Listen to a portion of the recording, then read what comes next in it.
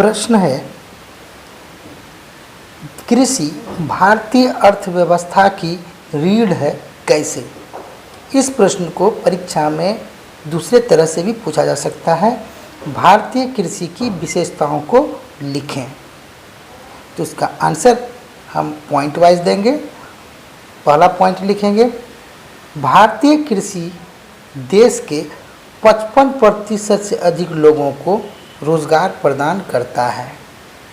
क्या करता है? भारतीय कृषि 100 व्यक्ति में से 55 व्यक्ति को कृषि क्षेत्र में काम देता है। दूसरा पॉइंट है, यह देश की आबादी को भोजन उपलब्ध कराता है।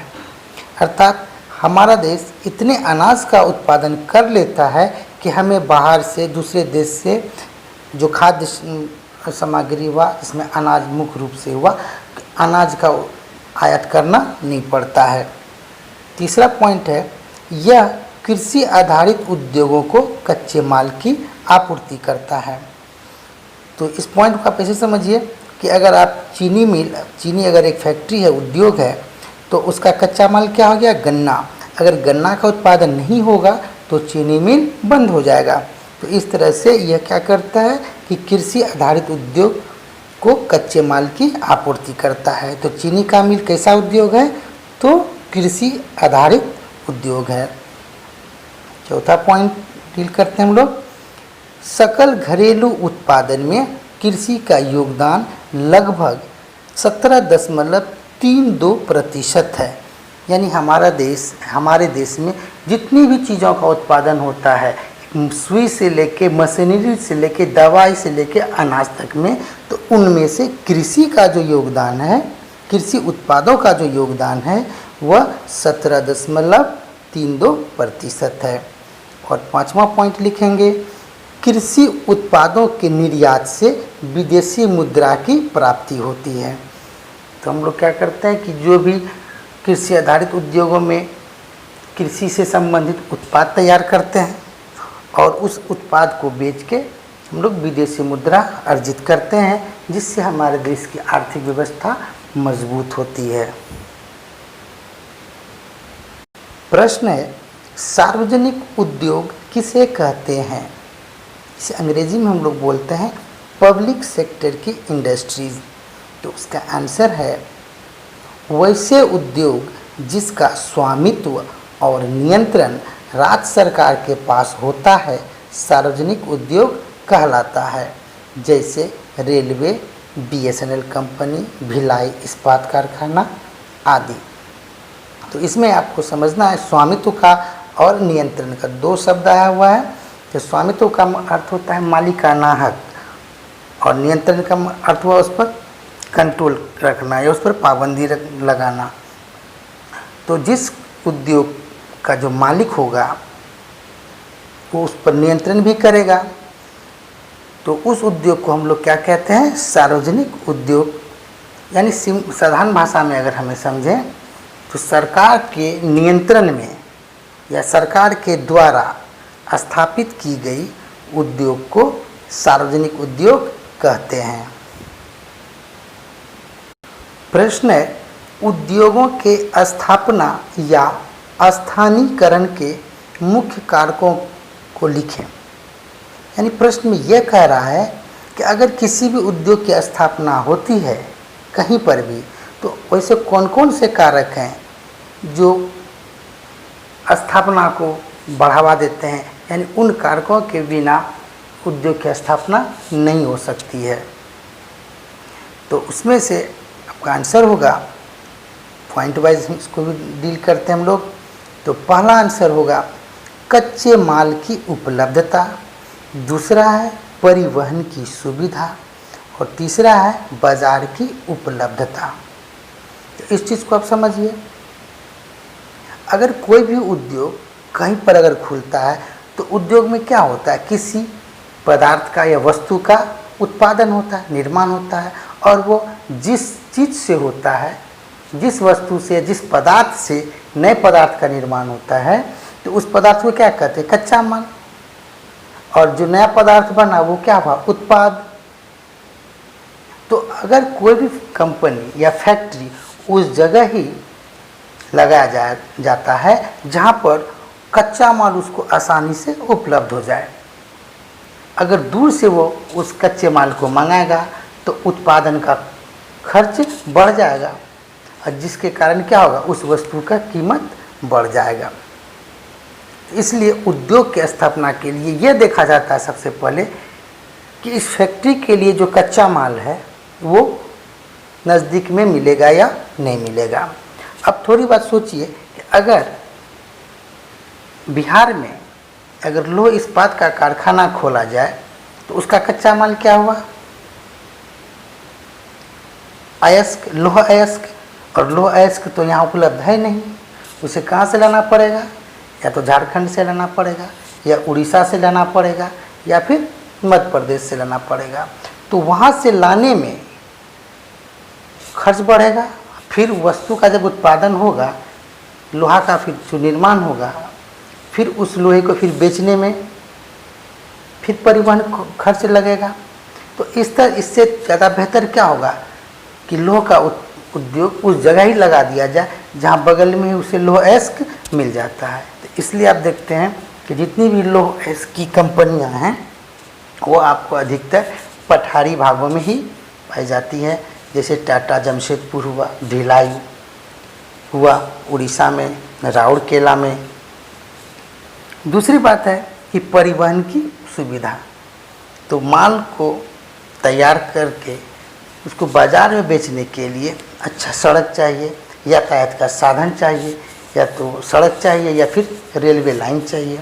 अगर वो दोनों चीज़ होगा तभी तो उत्पादित वस्तु को फैक्ट्री से बाज़ार की ओर ले जाया जाएगा। और तीसरा क्या है, बाज़ार की उपलब्धता।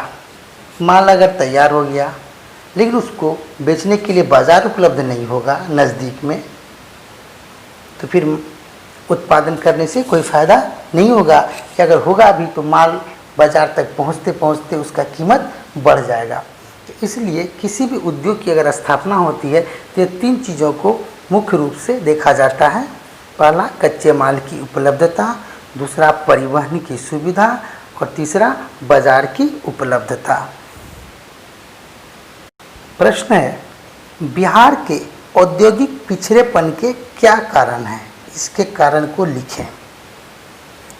तो प्रश्न ये कह रहा है कि बिहार में उद्योग उस अनुपात में नहीं लगाया गया है जिस अनुपात में अन्य राज्य, दिल्ली, पंजाब या फिर उड़ीसा आदि राज्यों में लगाया गया है।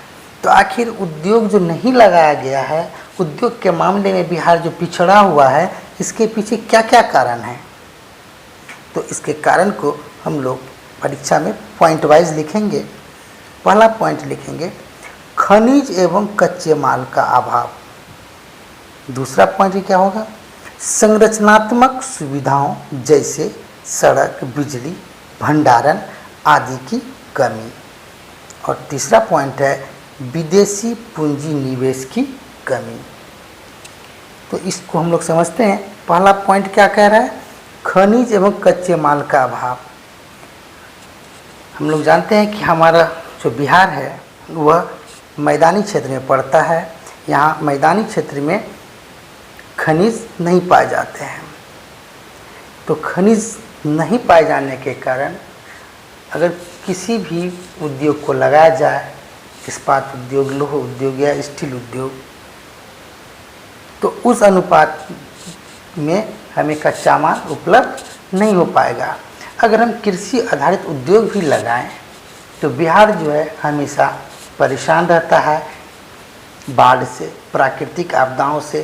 तो फसल भी सही ढंग से उत्पादित कभी कभी नहीं हो पाता है, जिस कारण से उद्योग अगर लगेगा भी तो उसको कच्चा माल उपलब्ध नहीं हो पाएगा। दूसरा है संरचनात्मक सुविधाओं जैसे सड़क, बिजली, भंडारण आदि की कमी। इसका अर्थ है कि संरचनात्मक सुविधा का अर्थ होता है आधारभूत संरचना। आधारभूत संरचना या सुविधा उस व्यवस्था को कहते हैं जो आर्थिक विकास की गति को बढ़ाते हैं। अब किसी भी क्षेत्र का विकास कब होगा, जब वहाँ सड़क होगी, बिजली होगी या फिर भंडारण भंडारण का अर्थ हुआ माल को जमा करने का, स्टोर करने की व्यवस्था। तो बिहार में सड़क की भी स्थिति अच्छी नहीं है, बिजली की भी स्थिति अच्छी नहीं है, और बड़े बड़े गोडाउन की भी यहाँ पे कमी है, जिस कारण से बिहार औद्योगिक मामले में पिछड़ा हुआ है। और तीसरा जो सबसे महत्वपूर्ण पॉइंट है, विदेशी पूंजी निवेश की कमी। किसी भी उद्योग को स्थापित करने के लिए बहुत ज़्यादा पैसे की आवश्यकता होती है, और उस पैसे को लगाने के लिए पूंजीपति की आवश्यकता होती है। बिहार में पूंजीपति उतने नहीं हैं जितना कि उद्योग का स्थापना किया जा सके। तो बाहरी व्यक्ति, विदेशी व्यक्ति अगर बिहार में पूंजी लगाना चाहेंगे तो यहाँ बहुत सारे कारक हैं, बिगड़ती हुई कानून व्यवस्था, आधारभूत संरचना का अभाव, जिसके कारण विदेशी पूंजी बिहार में नहीं लगा पाते हैं, जिस कारण बिहार पिछड़ा हुआ है। प्रश्न है, जैव ऊर्जा किसे कहते हैं? इसका आंसर है जैव पदार्थों जैसे गोबर, मलमूत्र एवं ठोस कचरों से उत्पन्न की जाने वाली ऊर्जा को जैव ऊर्जा कहते हैं। जैसे हम लोग गोबर से गोबर गैस तैयार करते हैं और फिर उस गोबर गैस का इस्तेमाल हम लोग अपने रसोई में करते हैं।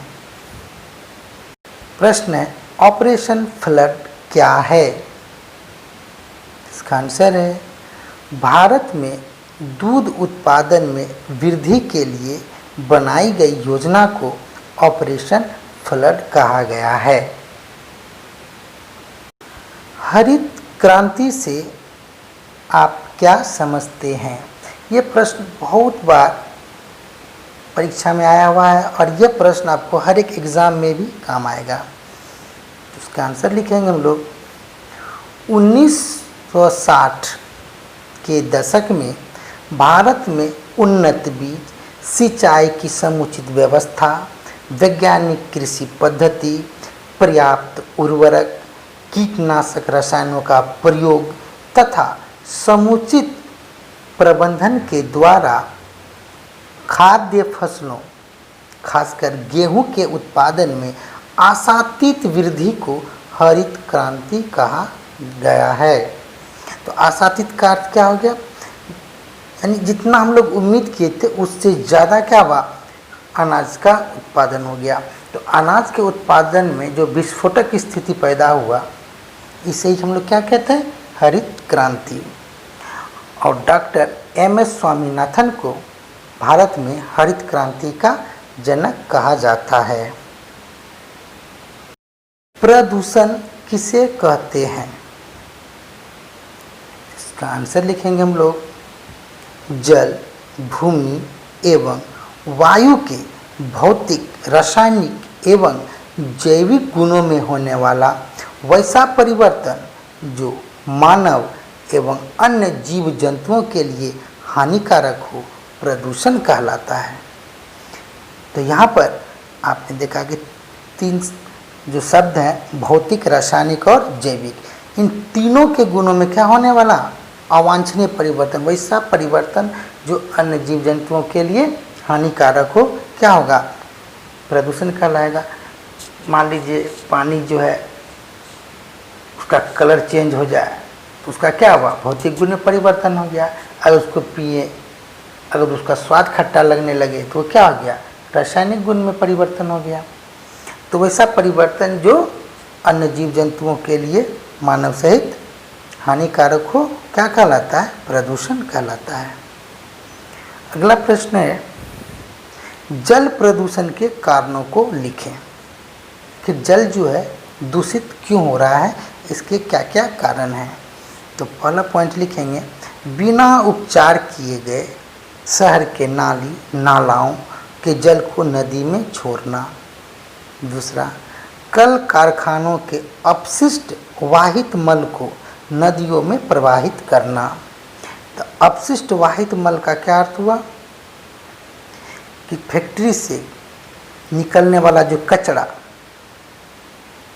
यानी जब किसी भी चीज़ का उत्पादन होता है तो अच्छा चीज़ तो उत्पाद में बदला, और जो अवशिष्ट जो बेकार का चीज़ है, कचरा जो है वह भी निकलता है, तो उस कचरे को क्या किया जाता है, नदियों में डायरेक्ट छोड़ दिया जाता है, सीधे नदी में प्रवाहित कर दिया जाता है। तो उसी कचरे को क्या कहा जाता है, अपशिष्ट वाहित मल। तो कल कारखानों के अपशिष्ट वाहित मल को नदी में प्रवाहित करना, इससे भी क्या होता है, जल प्रदूषित होता है। तीसरा है नदियों या तालाबों में मवेशी को नहलाना एवं कपड़ा धोना। कपड़ा धोने के लिए अपमार्जक या डिटर्जेंट का इस्तेमाल किया जाता है, और जो डिटर्जेंट या अपमार्जक जो होते हैं वो जैव निम्नीकरणीय पदार्थ नहीं होते हैं, अर्थात उनका जैव अपघटन नहीं हो पाता है। तो इस तरह से क्या होगा, जिस पदार्थ का जैव अपघटन नहीं होगा उसको अगर हम लोग जल में छोड़ दें तो जल को क्या करेगा, प्रदूषित ही करेगा। तो जैव अपघटन आप लोग तो जानते ही होंगे, जैसे प्लास्टिक है वो सड़ता है, नहीं सड़ता है, उसका जैव अपघटन नहीं हुआ। कागज़ को अगर छोड़ दें तो कागज़ तो सड़ जाएगा, इसका अर्थ हुआ कागज़ का जैव अपघटन होता है। चौथा पॉइंट जो है, नदियों में शव, अधजले शव, मलमूत्र आदि को प्रवाहित करना। अक्सर ये देखा जाता है कि नदियों के किनारे शव का अर्थ क्या हुआ, मरा हुआ मृत शरीर, डेड बॉडी, उसको नदियों में क्या करते हैं, या तो सीधे प्रवाहित कर दिया जाता है या अध जला करके उसके नदी में छोड़ दिया जाता है, या नदी में मल मूत्र का प्रवाहित कर दिया जाता है। तो इससे भी जल प्रदूषण होता है। और पांचवा जो पॉइंट है, वर्षा जल के साथ खेतों में डाले गए उर्वरकों, रसायनों आदि का बहकर नदी तालाबों में पहुंचना। हम लोग जितने भी खेती या कृषि का जो कार्य करते हैं उसमें विभिन्न प्रकार का रसायन डालते हैं, जहरीले पदार्थ डालते हैं, ताकि बहुत सारे कीटों से, पीड़कों से फसल की सुरक्षा हो। वे पदार्थ भी वर्षा जल के साथ बहकर नज़दीक के तालाब में, नदियों में चले जाते हैं, जिसके कारण धीरे धीरे वो जल प्रदूषित हो जाता है।